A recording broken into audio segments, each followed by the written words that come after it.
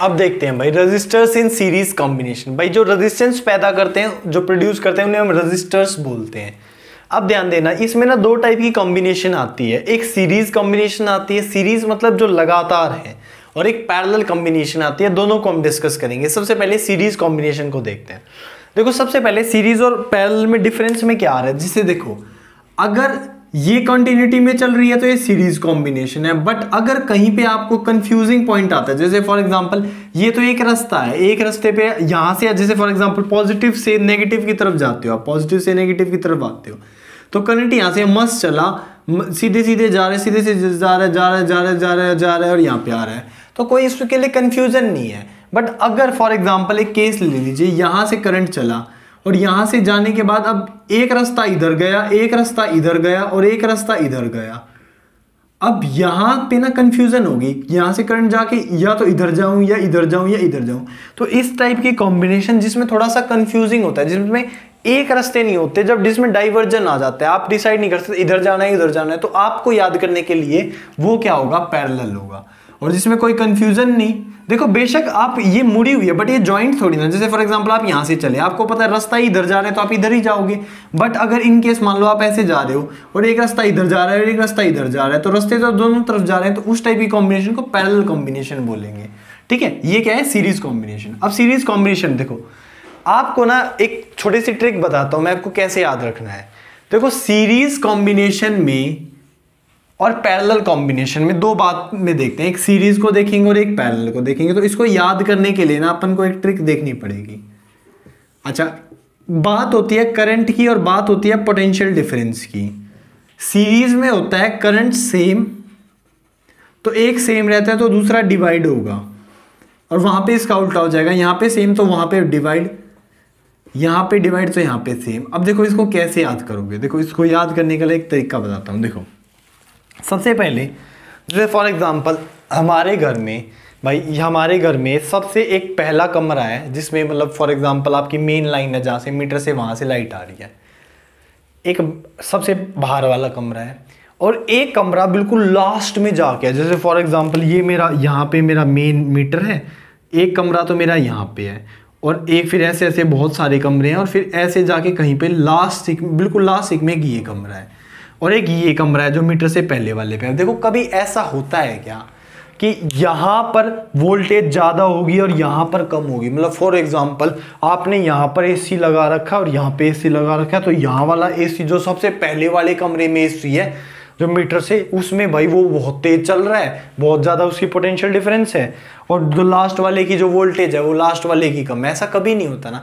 ऐसा कभी आपने देखा कि जो पहले कमरे में जो मीटर से लगा हुआ है उसका जो बल्ब है वो ज़्यादा ग्लो कर रहा है और जो लास्ट वाले का वो बिल्कुल डिम है? ऐसा नहीं होता ना। तो इसका मतलब हमारे घर में या हमारे होम्स में कैसी कॉम्बिनेशन होती है, पैरेलल कॉम्बिनेशन होती है।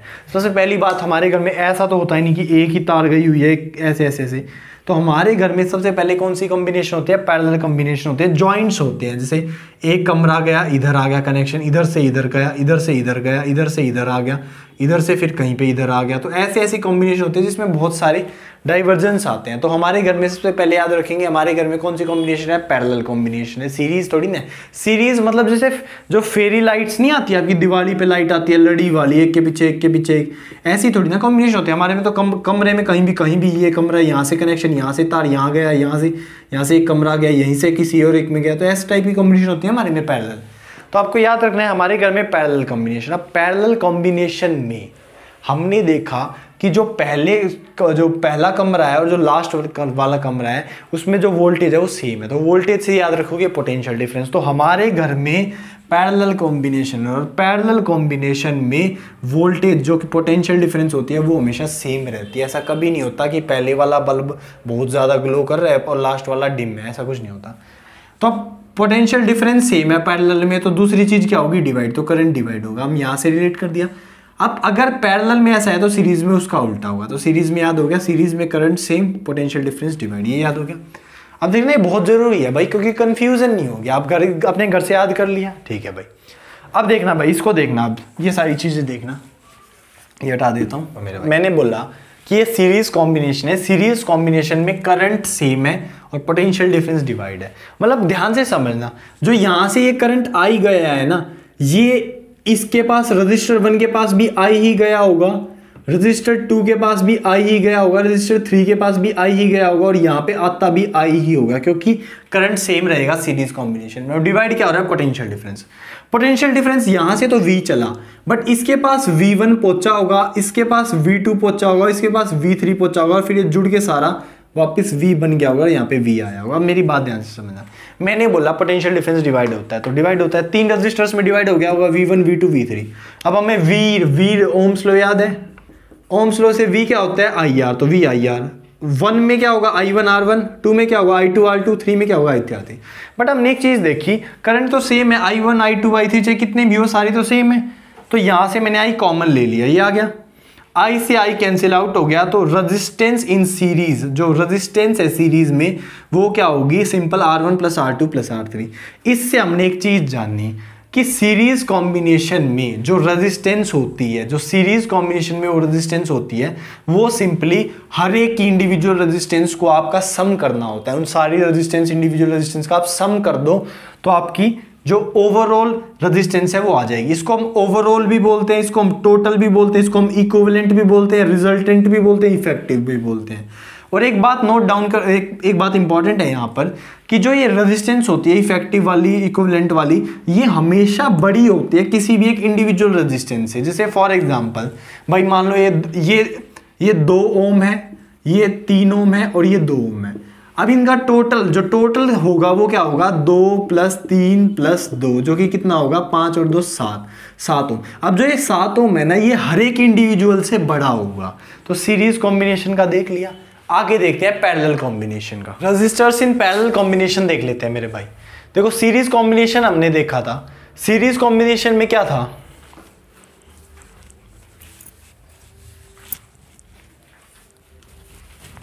रेजिस्टर्स इन पैरेलल कॉम्बिनेशन देख लेते हैं भाई। सीरीज कॉम्बिनेशन हमने देखा था, सीरीज में हमारा करंट सेम था, पोटेंशियल डिफरेंस डिवाइड हो रहा था। बट इसमें पोटेंशियल डिफरेंस सेम रहता है, करंट डिवाइड रहता है। ये हमने रिलेट करा था कि हमारे घर में पैरेलल कॉम्बिनेशन है, पैरेलल कॉम्बिनेशन है, और देखा था जो पहला कमरा है लास्ट वाले में वो पोटेंशियल डिफरेंस वो सेम है। ऐसा नहीं है कि वोल्टेज वहां पे अलग है वहां पे अलग है, तो वहां पे सेम थी। तो parallel combination, potential difference same, मतलब वोल्टेज सेम, करंट डिवाइड। अब एक मेरी बात ध्यान से समझना। अब देखो जो चीज डिवाइड हो रही है, अच्छा पैरेलल और सीरीज में डिफरेंस ये मैं पहले बता चुका हूँ। सीरीज वो होता है जहाँ पे कंफ्यूजन नहीं आती। जैसे फॉर एग्जांपल एक ही रास्ता है, यही रास्ता चल रहा है। अब देखो बेशक घुमा दो कितना ही दो, बट रास्ता तो एक ही है ना, आपको पता है सीधे सीधे ऐसे ही जाना है। बट अगर एक ऐसे करके इधर भी ले जाऊँ मैं और एक कट इधर भी कर दूँ तो अब तो कंफ्यूजिंग हो जाएगा ना, इधर जाना है या इधर जाना है। तो ऐसी कॉम्बिनेशन को पैरेलल कॉम्बिनेशन बोलते हैं। पैरेलल कॉम्बिनेशन में देखो, पैरेलल कॉम्बिनेशन में डिवाइड हो रहा है करंट, तो करंट ध्यान से समझना, यहाँ से तो करंट I निकला, बट इसके पास I1 पहुंचा, इसके पास I2 पहुंचा और इसके पास I3 पहुंचा, और फिर कंप्लीट होके I हो गया। अच्छा पोटेंशियल डिफरेंस सेम है। अब पोटेंशियल डिफरेंस अगर यहाँ पे V है तो इधर भी V ही गई होगी, इधर भी V ही गई होगी, और इधर भी V ही गई होगी, और वापस भी V सेम ही होगा। अब ध्यान से समझना, करंट डिवाइड हो रहा है तो 3 रजिस्टर से तीनों में डिवाइड हो गया होगा, I1 I2 I3। अब ओम्स लॉ आपको पता है V = IR, तो वहां से I की वैल्यू आई V/R। अब V/R आई तो V/R इसका 1 है तो 1 R1 V2 R2 V3 R, यहाँ तक हो गया। अब मैंने देखा पोटेंशियल डिफरेंस तो सेम रहता है पैरेलल कॉम्बिनेशन में, तो V1 V2 ये सब बराबर होंगे, तो V कॉमन लिया, 1/R1 + 1/R2 + 1/R3। V से V कैंसिल आउट हो गया, तो 1/R आया, 1/R1 + 1/R2 + 1/R3। अब एक चीज समझना, देखो पैरेलल कॉम्बिनेशन में आप यूँ देखोगे जो आपकी इक्विवेलेंट रेजिस्टेंस आएगी, जो पैरेलल कॉम्बिनेशन में जो आपकी इक्विवेलेंट रेजिस्टेंस या ओवरऑल रेजिस्टेंस या इफेक्टिव रेजिस्टेंस जो आएगी वो ना हमेशा कम होगी। आप कोई सी भी इंडिविजुअल रेजिस्टेंस की वैल्यू ले लेना, हमेशा कम रहेगी। जैसे ध्यान से समझना, जैसे देखो मेरे भाई, जैसे एक 2 ओम का है, एक 2 ओम का और एक और 2 ओम का, ये थे। अगर मैं इनको सीरीज में लगा रहा था तो डायरेक्टली रेजिस्टेंस इन सीरीज क्या था, ऐड करना पड़ रहा था, सिंपल। तो 2 + 2 + 2 6 ओम आ रहा था। बट अगर मैं इसको पैरेलल में लगाऊं तो पैरेलल में देखो कैसे लगता है, 1/RP आपको सम लेना होता है रेसिप्रोकल्स का, और वो भी 1/R में ही आता है। जैसे 1/2 + 1/2 + 1/2, ये आया 1/RP में 3/2, तो RP आया इसका उल्टा 2/3, ठीक है। तो 0.66 पे बार, मतलब अब देखो ये जो 0.6 है वो इस 2 से भी बड़ा, इस 2 से भी छोटा, इस 2 से भी, तो हर एक से जो इंडिविजुअल रेजिस्टेंस है हर एक से छोटा आएगा। तो इससे एक बात समझ में आई, अगर आपको मैक्सिमम वैल्यू लेके आनी है तो आपके जितने भी रेजिस्टर्स हैं उन सबको आप सीरीज में लगा दीजिए तो मैक्सिमम वैल्यू आएगी जो पॉसिबल होगी। और अगर आपको सबसे कम लगानी है, सबसे कम निकालनी है, तो सबको पैरेलल में लगा दो, सबसे कम से कम वैल्यू आएगी। यहां तक समझ में आया? ठीक है मेरे भाई, यहां तक हो गया। अब advantages of parallel combination over series combination. भाई इस पैरेलल कॉम्बिनेशन के कुछ फायदे होते हैं सीरीज कॉम्बिनेशन के ऊपर, अब ध्यान से देखना। In series when one component fails circuit is broken and none of component works. जैसे आपने देखा होगा फेरी लाइट्स होती है दिवाली वाली, उसमें बहुत ज्यादा टाइम इलेक्ट्रिशियन ये डिस्कवर करने में लगाता है यार कौन सा बल्ब फ्यूज है। उस फ्यूज बल्ब के चक्कर में आगे पूरी कोई सी लाइट नहीं जल रही होती, ठीक है। तो मतलब कोई सी लाइट नहीं जल रही होती क्योंकि सर्किट ब्रेक हो जाता है, कोई सी लाइट नहीं जलती, सर्किट ब्रेक हो जाता है। अब ध्यान से समझना, तो पैरेलल का तो ये फायदा, जैसे फॉर एग्जांपल मान लो पैरेलल कॉम्बिनेशन है, मान लो फॉर एग्जांपल ये एक कमरा है, मान ले फॉर एग्जांपल मेरा एक कमरा है, इस कमरे का कोई बल्ब फ्यूज हो गया तो इसका कोई इफेक्ट पड़ेगा कोई जो दूसरे वाले कमरे में है? नहीं पड़ेगा। तो पैरेलल कॉम्बिनेशन का ये फायदा होता है कि चाहे कंपोनेंट फेल भी हो जाता है तब भी सर्किट टूटता नहीं है और कोई कंपोनेंट बंद नहीं होता। दूसरी चीज, different appliances have different requirements of current. भाई एक है बल्ब और एक है एसी, दोनों की करंट की रिक्वायरमेंट डिफरेंट है, तो इस वजह से डिफरेंट करंट की रिक्वायरमेंट पूरी करने के लिए हमारा पैरेलल कॉम्बिनेशन है, सीरीज कॉम्बिनेशन नहीं कर पाता क्योंकि उसमें करंट सेम रहता है सीरीज में।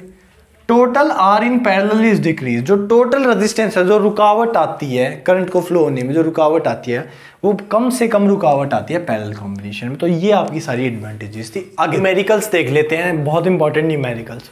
देखो सबसे पहले तो देखो ये 6 वोल्ट की बैटरी लगा रखी है, एक रजिस्टर 4 ओम का, एक 20 ओम का है, ये की है।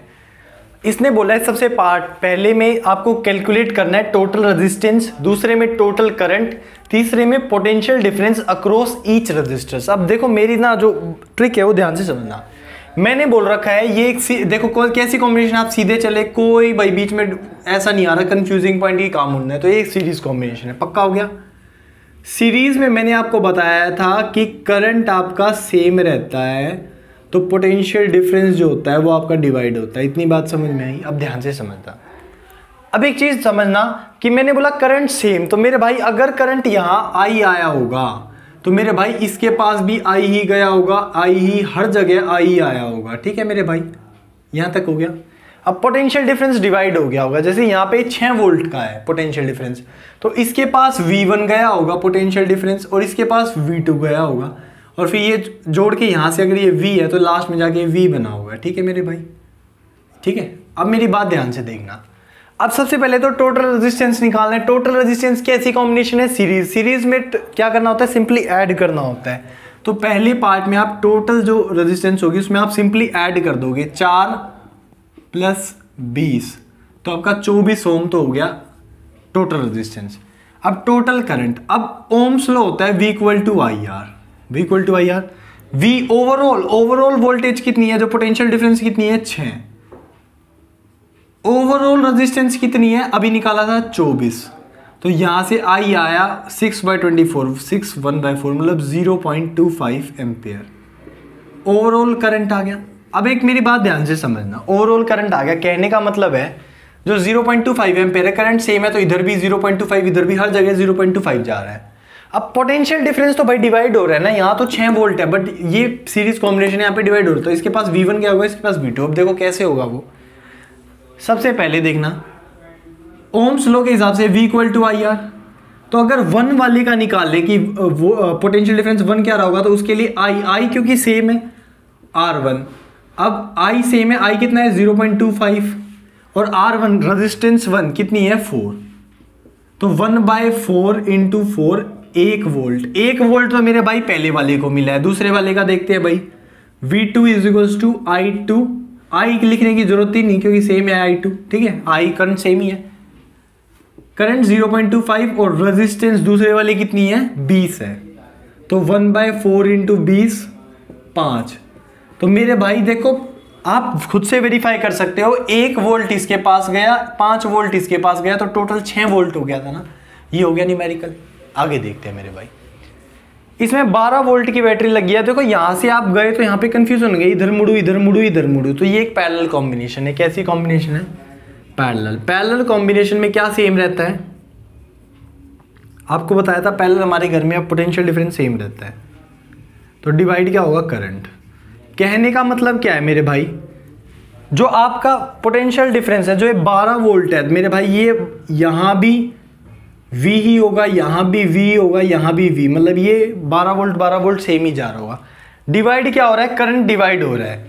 करंट डिवाइड हो रहा है तो यहां से I आया तो इसके पास I1 गया होगा, इसके पास I2 गया होगा, इसके पास I3 गया होगा। यहां तक क्लियर है? आगे देखते हैं। सबसे पहले I थ्रू ईच रजिस्टर्स, हर रजिस्टर्स में I करंट निकालना है। तो देखो अपने को पता है V equal to I R, तो I बराबर आया V बाय आर, हर एक में निकालना है। देखो सबसे पहले आपको V चाहिए, V इसमें क्या रहती है? सेम रहती है, तो V आपके पास 12 वोल्ट है जो कि सेम रहेगी। तो पहले वाले में आपको निकालना है, जैसे I1 निकालना है तो V बाय R1। अब V1 क्यों नहीं लिखा मैंने? क्योंकि पोटेंशियल डिफरेंस तो सेम रहेगी पैरेलल में, तो वो लगी 12 और रेजिस्टेंस 1 कितनी है? 5, तो ये आ गया। I2 निकालोगे क्या होगा? V बाय R2, तो 12 बाई I2 ये कितना है? 10। I3 V bye R3 12 by 20।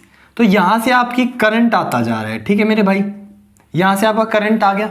जैसे फॉर एग्जांपल ये आ गया 2.4 एम्पेयर, ये आ गया 1.2 एम्पेयर, और ये आ गया यहाँ पे देखना, ये इससे कट गया कितने पे? 4 3 जा 12, 4 5 जा 20.6 एम्पेयर, यहाँ तक आ गया। पहला पार्ट हो गया। अब निकालना है टोटल करंट। देखो टोटल करंट, एक तो फॉर्मूला है V equal to I R वाला, वहां से निकल जाएगा। I क्या आया? V by are.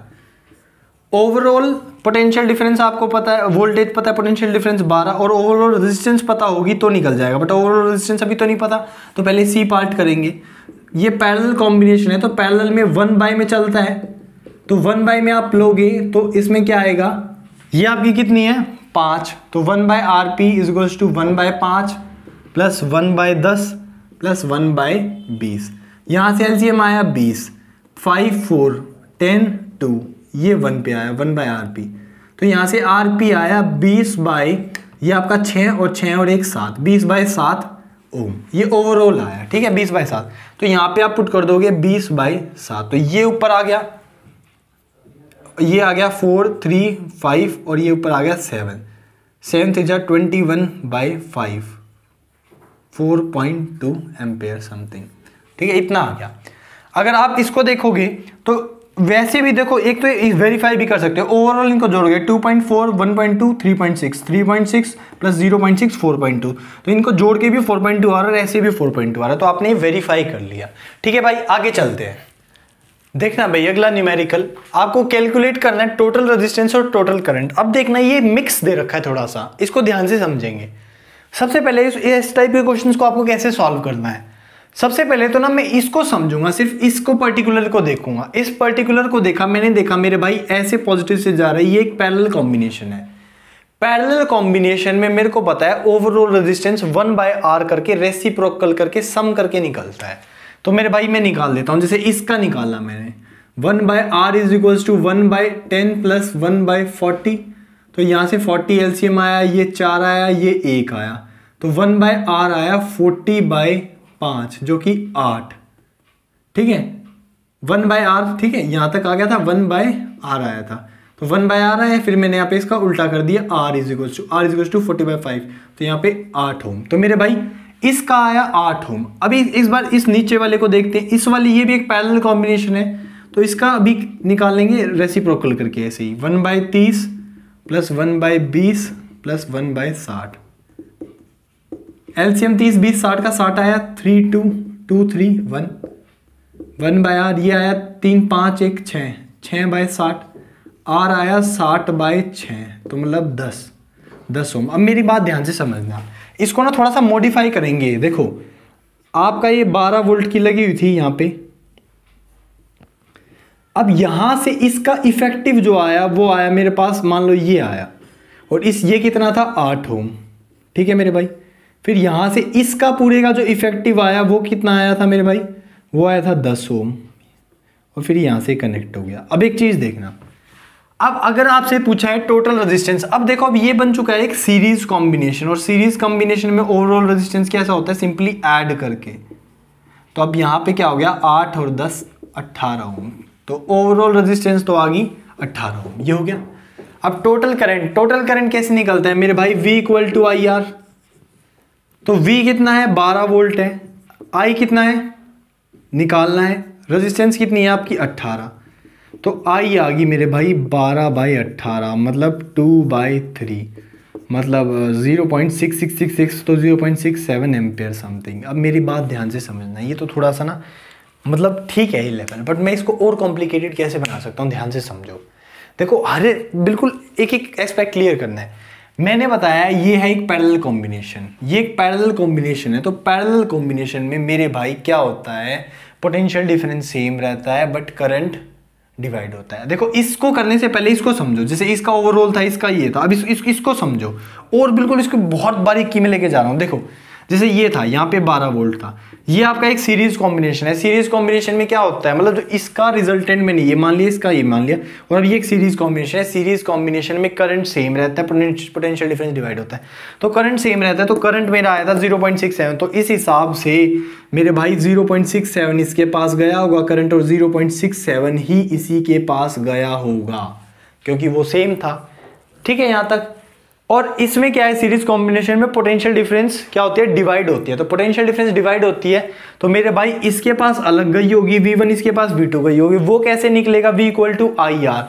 जब इस पे करोगे आप, जैसे इसकी V1 निकाल लोगे, तो V1 होती है IR1, V I कितना था, मान लो 2/3 था ना ये, 0.67 इंटू R1 कितनी है इसकी 8, तो ये 16/3 वोल्ट इसके पास गया। इसको देखो, इसके पास कितना आएगा, इसके पास 2/3 इंटू इसकी कितनी है 10, तो ये 20/3 वोल्ट। तो भाई देखो ध्यान से, इसके पास जो मैं बहुत बारीकी में जा रहा हूं, हालांकि ये करना नहीं है पर बहुत बारीकी में जा रहा हूं क्वेश्चन के, तो मेरे भाई यहां से यहां तक आप देखोगे ये एक सीरीज कॉम्बिनेशन थी, तो इसमें 0.67 यहां तक तो आपका 0.67 एम्पेयर इधर भी आ रहा था और इधर भी 0.67 एम्पेयर जा रहा था। बट अब ये होगी पैरेलल कॉम्बिनेशन। पैरेलल कॉम्बिनेशन में आपकी पोटेंशियल डिफरेंस डिवाइड हो रही, तो इसके पास तो मेरे भाई 16/3 वोल्ट गई है, और इसके पास मेरे भाई 20/3 वोल्ट गई है पोटेंशियल डिफरेंस। ठीक है, तो ये मैंने और बारीकी में कर दिया। ठीक है, तो इस टाइप से भी आप थोड़े से आप कंसेप्ट क्लियर है तो आप कर सकते हो। ठीक है, आगे चलते हैं, देखते हैं भाई। देखो अब हमने ना 9th में पढ़ा था, पावर होता है रेट ऑफ डूइंग वर्क। भाई हम देखो, जैसे फॉर एग्जांपल मैं तुमसे बोलूं कि भाई एक आदमी आता है मेरे को ही बोलता है, भाई मैं 5000 ना ईंट एक जगह से दूसरी जगह रख देता हूं, तो क्या सिर्फ उसी चीज में मैं डिसाइड कर सकता हूं वो पावरफुल है या नहीं? नहीं, मैं उससे पूछूंगा भाई कितने टाइम में, हो सकता है वो ही बोले भाई 100 दिनों में, तो भाई ये कुछ पावरफुल नहीं आना। तो पावरफुल है या नहीं वो डिपेंड करता है कि समय के अकॉर्डिंग आप कितना काम कर रहे हो, समय के अकॉर्डिंग। तो इसलिए पावर होता है रेट ऑफ डूइंग वर्क।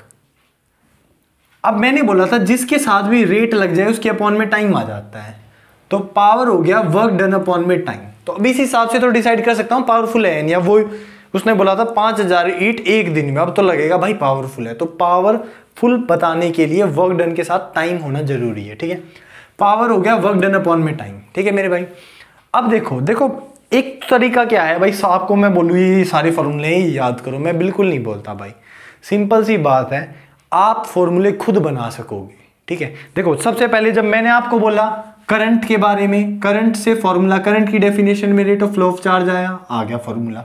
फिर मैंने बोला पोटेंशियल डिफरेंस का फॉर्मूला, कितना मैं काम करूँ एक चार्ज से इधर लेके जाने में, हो गया था मेरे भाई। फिर मैंने बोला ओम्स लॉ वीर, हो गया था मेरे भाई। फिर रेजिस्टेंस के फैक्टर्स में हमने डिस्कस करा था, ये था, अब तक ये पढ़े हमने। ठीक है मेरे भाई, अब देखना, फिर मैंने एक फॉर्मूला बताया, पावर होता है वर्क डन अपॉन में टाइम, जो 9th क्लास में था। अब देखो इस वर्क डन की जगह मैं वर्क डन की यहां से V होता है W/Q, तो W की वैल्यू रख दी VQ। फिर अब इस W की रख दी, अब यहां पे आया आपके पास Q, तो Q आया, तो Q की भी I होता है Q/T, तो Q की भी IT वैल्यू यहां पे रख दी, तो आपका ये बन गया VIT। T से T कैंसिल हो गया, तो P आ गया VI।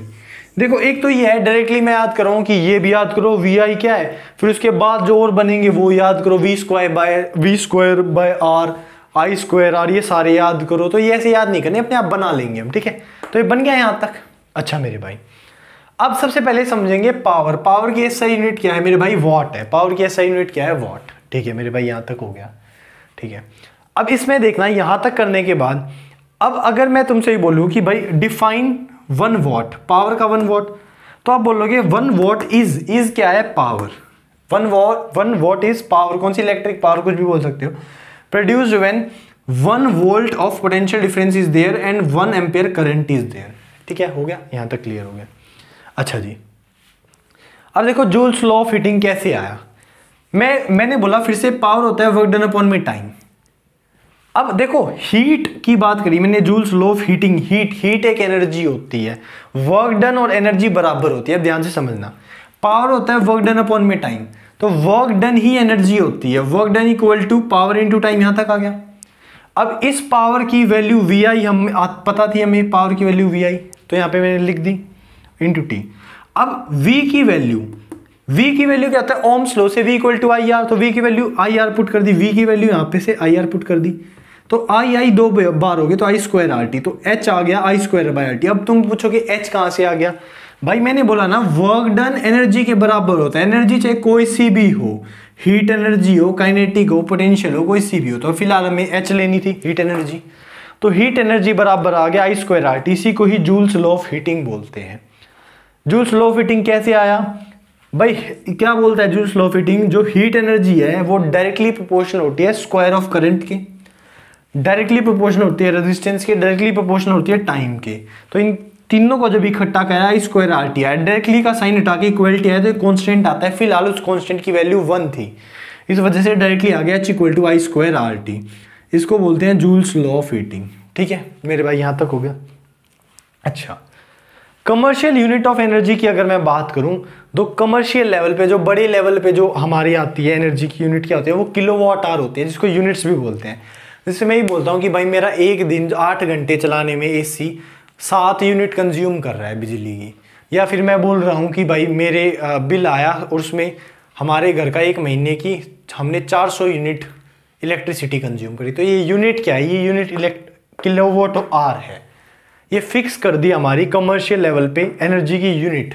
बड़ी यूनिट चाहिए थी ना, जैसे हमें पता है ये तो वाट है, वाट 1 किलोवाट में 1000 वोट होते हैं ना मेरे भाई, 1 किलोवाट में 1000 वोट होते हैं। तो जब किलोवाट आवर हो या फिर इसको यूनिट्स बोलते हैं, तो इसको ऐसे बोलते हैं। ये कैसे आया ध्यान से समझना। देखो आपको पता है पावर होता है वर्क डन अपॉन में टाइम। अब वर्क डन ही एनर्जी है, इसी एनर्जी को तो हम कंज्यूम कर रहे हैं। तो अगर बड़ी लेवल की यूनिट चाहिए, भाई वॉट में काम नहीं चल रहा था, किलोवाट में चाहिए, तो किलोवाट में ले ली।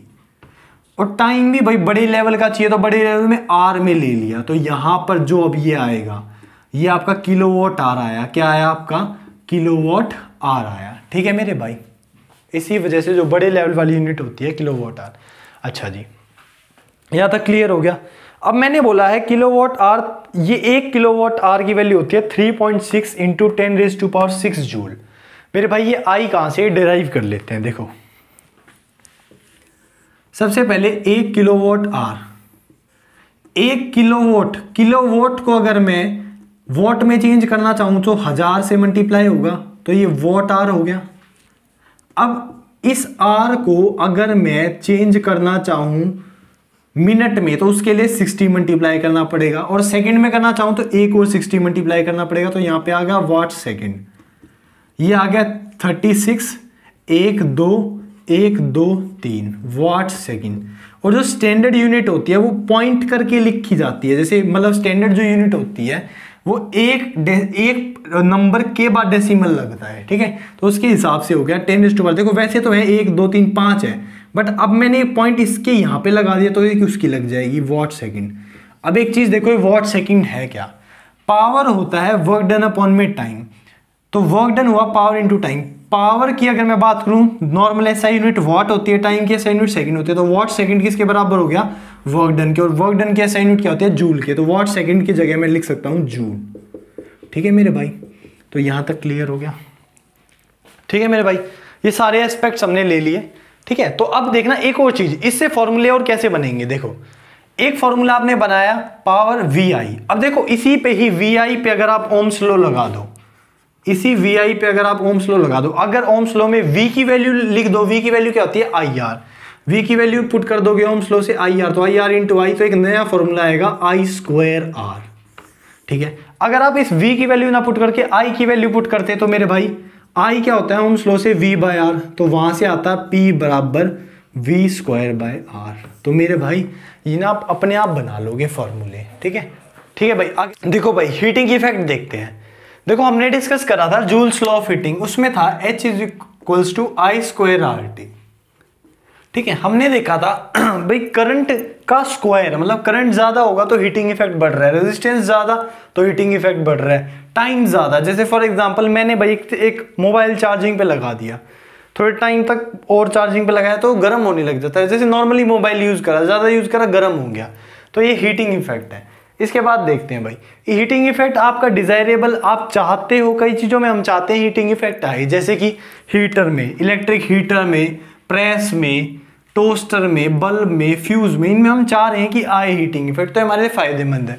कईयों में जिसमें हम निचारे खाम खा रहे हैं, कंप्यूटर गर्म हो गया, टीवी गर्म हो गया, रेफ्रिजरेटर, फ्रिज, मोबाइल ये गर्म हो गया, तो ये हम निचारे आ रहे हैं। बट अब बल्ब में देखते हैं, बल्ब में ना इलेक्ट्रिक जो बल्ब आते हैं, जो पहले वाले जो बल्ब थे उसमें क्या दिक्कत आ रही थी, most of the power consume by filament appears as heat and a small part is radiated in form of light. जो पुराने वाले बल्ब आ रहे थे उसमें दिक्कत हो रही थी, जो ज़्यादातर जो एनर्जी आ रही है ना, उसकी जो ज़्यादातर एनर्जी जो थी वो सारी की सारी हीट एनर्जी में चेंज हो रही थी, मतलब मैक्सिमम एनर्जी हीट एनर्जी में चेंज हो रही थी, कुछ परसेंट ही वो लाइट एनर्जी दे पा रही थी। मतलब जो बल्ब आ रहे थे, आपने देखा होगा जो पुराने 10 वाट का, जो 100 वाट के बल्ब आते थे 10 रुपए के, वो बहुत गर्म हो जाता था, उसको आप जैसे एक बार चलाए घंटे के लिए और उसको आप टच नहीं कर सकते थे। नॉर्मल एलईडी जो अब वाले CFL एलईडी होते हैं उनको आप आराम से कर सकते हो, बट वो उनमें हीटिंग इफेक्ट बहुत ज़्यादा था, लाइट कम आती थी, लाइट कम परसेंटेज में था, ज़्यादातर हीट हो जाता था। ठीक है मेरे भाई, फिलामेंट जो होता है उन बल्ब का वो टंगस्टन का बना होता है, बिकॉज टंगस्टन ऑक्सीडाइज नहीं होता, बर्न नहीं होता हाई टेम्परेचर पे भी, और उसका एक मेल्टिंग पॉइंट भी बहुत ज़्यादा होता है, 3380 डिग्री सेल्सियस, 3380 डिग्री सेल्सियस उसका मेल्टिंग पॉइंट होता है पिघलने का, तो वो भी बहुत ज़्यादा है। जो बल्ब है, बल्ब को फिल कर दिया जाता था इनएक्टिव गैसेस से, नाइट्रोजन और आर्गन से भर दिया जाता था, ताकि लंबे टाइम तक फिलामेंट की लाइफ चल सके। फ्यूज, अब फ्यूज देखते हैं भाई। फ्यूज ना एक सेफ्टी डिवाइस है जो हमारे इलेक्ट्रिकल अप्लायंसेस को बचाता है, ताकि शॉर्ट सर्किट ना हो और ओवरलोडिंग ना हो। जो ओवरलोडिंग इनके टाइम पे और शॉर्ट सर्किट हो जाता है तो उसके टाइम पे हमारा अप्लायंस ना खराब ना हो, मतलब अप्लायंस फूके ना बेसिकली। ठीक है, अब फ्यूज बना होता है प्योर टिन से बना होता है, या फिर अलॉय जिसमें कॉपर और टिन को मिला के, इसको हम सीरीज में लगाते हैं लाइव वायर के साथ। अब लाइव वायर क्या है भाई, जो लाल रंग वाली वायर होती है, लाल वाली लाइव वायर होती है, और आपने देखा होगा जो ब्लैक वाली होती है, ब्लैक वाली कौन सी होती है, न्यूट्रल होती है। तो लाइव वायर कौन सी, रेड वाली, न्यूट्रल कौन सी, ब्लैक वाली। एक और देखी होगी आपने ग्रीन कलर की, वो अर्थ वायर होती है। ठीक है मेरे भाई, तो इसको सीरीज में लगाया जाता है लाइव वायर के साथ। इसका लो मेल्टिंग पॉइंट होता है, लो मेल्टिंग पॉइंट होता है मतलब ये पिघल जाता है, लो ही मेल्टिंग पॉइंट रखा जाता है। अभी क्यों रखा जाता है, अच्छा इसको भी देखेंगे पहले। Current capacity of fuse is slightly higher than that of appliance. इन दोनों की चीज़ों को समझो। जैसे फॉर एग्जांपल हमारी प्रेस है, प्रेस की पावर है 1 किलोवाट, ठीक है, प्रेस की पावर है 1 किलोवाट, और 220 वोल्टेज, जो 220 वोल्ट पोटेंशियल डिफरेंस से आ रहा है, ठीक है, आगे से, तो अब क्या होगा, P होता है VI, हमने डेराइव करा था, P होता है VI, तो I आया P/V, मतलब यहाँ पे आप करोगे किलोवाट को चेंज करोगे वॉट में 1000, तो 1000/220 करा तो 4.54 एम्पियर आया। तो इस केस में देखो उसकी कंजम्पशन है, आपकी प्रेस की कंजम्पशन है 4.5 एम्पियर करंट की, तो आप क्या करोगे, आप 5 एम्पियर तक का फ्यूज लगाओगे उसके आगे। अब 5 एम्पियर तक का फ्यूज क्या है, अगर मतलब इससे 5 तक तो थोड़ा सा ऊपर रखा हमने, 5 से अगर ज़्यादा जाने वाला होगा तो वो क्या हो जाएगा, वो आपका फ्यूज पिघल जाएगा, मेल्ट कर जाएगा। तो इस वजह से आपका जो अप्लायंस है वो बच जाएगा, वो फूकेगा नहीं। ठीक है भाई, ये लास्ट न्यूमेरिकल्स देख लेते हैं, फिर ये खत्म हो गया। इलेक्ट्रिक आयरन कंज्यूम्स 840 वाट जब मैक्सिमम हीटिंग पे होती है, एंड 360 वाट्स जब वो मिनिमम हीटिंग पे होती है। ठीक है, और वोल्टेज दे रखा है, पोटेंशियल डिफरेंस 220 वोल्ट का है, करंट और रेजिस्टेंस निकालना है ईच केस में। अब ध्यान से देखना, आपको एक formula P equal to V I आ चुका था आपका, ठीक है। तो आपको पता है कि मेरे भाई 840 वोल्ट पावर दे रखी है आपको, और आपको 220 वोल्ट पोटेंशियल डिफरेंस दे रखा है। तो आई क्या हो जाएगा आपका, आई हो जाएगा मेरे भाई P बाई वी। तो P बाई वी करा आपने, P की वैल्यू रखी, V की वैल्यू रखी, तो करंट आ गया एम्पेयर में इतना, ठीक है मेरे भाई। सेम उसके साथ भी कर लोगे आप, यहां पर भी आई आपका क्या है, P बाई वी। पावर इस पर, इसमें दूसरे वाले में केस में कितनी है, मिनिमम वाले में 360, वोल्टेज वही फिक्स है, तो यहां पे आ गया ये। मतलब कहने का मतलब है जब प्रेस को आप बहुत ज़्यादा, मैक्सिमम बहुत ज़्यादा गर्म होती है वो, तो इतना करंट ले रही होती है, और जब प्रेस कम गर्म होती है, बहुत कम गर्म होती है, तो वो इतना करंट ले रही है। मतलब ज़्यादा गर्म होने पे ज़्यादा करंट लेती है, कम गर्म पे कम करंट लेती है। यहाँ तक हो गया। फिर वीर, ओम्स लॉ में V equal to I R पढ़ा था, आपके पास आई आ चुका है, V तो फिक्स है ही पोटेंशियल डिफरेंस, तो वहाँ पे आप पुट कर दोगे R आ जाएगा। सेम उस केस में है, आप यहाँ से आई निकाल चुके थे, V आपका फिक्स है, तो यहाँ से आ जाएगा। दूसरा, 100 joule of heat are produced each second in a 4 ohm resistance, find potential difference. अब आपको पता है जो heat Joule's law of heating था, H equal to I square R T. 100 joule एक एनर्जी है, हीट एनर्जी है, तो 100 वहां पे पुट कर दी। आई आपको पता नहीं, रेजिस्टेंस 4 ओम दे रखा है, टाइम सेकंड, देखो ये सेकंड, ईच सेकंड मतलब 1 सेकंड, तो यहाँ पे पुट कर दिया। आई स्क्वायर की वैल्यू 25, आई की वैल्यू अंडर रूट 25 मतलब 5 एम्पेयर आ गई। अब वीर, Ohm's law, V equal to I R, V आपको क्या है निकालना है, आई कितना है आपका 5 एम्पेयर करंट, और रेजिस्टेंस कितनी है 4, तो 5 और 20 वोल्ट आ गए यहाँ पे। एक बल्ब है आपका 220 वोल्ट जनरेटर के साथ कनेक्ट करा हुआ है, करंट है 0.5 एम्पेयर, पावर निकालना है, तो P equal to V I, V की वैल्यू 220 है, करंट 0.5 कट के 1/2 110 वॉट, वॉट WATT वॉट आ गया। अब देखो बिल निकालना है, ये थोड़ा मस्त क्वेश्चन है। एक फ्रिज है जिसकी पावर है 400 वोट, वो 8 घंटे चलाया जाता है पर डे, और आपको बिल निकालना है 30 दिन का। अगर वहां पर 1 किलोवाट आवर के 3 रुपए लिए जाते हैं तो, अब ध्यान से समझना। सबसे पहले तो देखो किलोवाट आवर के हिसाब से आपको बिल निकालना है, तो किलोवाट आवर में चेंज करना पड़ेगा, क्योंकि कमर्शियल यूनिट ऑफ एनर्जी क्या थी, किलोवाट आवर या फिर यूनिट्स। अब किलोवाट करने के लिए सबसे पहले 8, ये आपका क्या है 400 वोट है, 400 वोट को पहले किलोवाट में चेंज करोगे, 1000 से डिवाइड हो गया। अब ये चेंज हो गया। अब टाइम किलोवाट आर मल्टीप्लाई में, तो मल्टीप्लाई में 8 घंटे, बट 30 दिन तक चलाया, तो 30 दिन के कितने हो गए 240 घंटे। फिर उसके बाद ये सारा आपका आ गया कि कितने किलोवाट आर या कितने यूनिट्स आपने बिजली कंज्यूम करी। जैसे फॉर एग्जांपल ये कट गया, ये आ गया आपका 96 आ गया ना, 6318, हाँ 96 आ गया। अब 1 किलोवाट आवर के 3 रुपए लग रहे हैं, तो 96 इंटू 3, तो ये आपका आ गया 288 रुपए। भाई ये चैप्टर पूरा कंप्लीट हो गया है, 7 नंबर आपके पूरे आ जाएंगे, ठीक है भाई।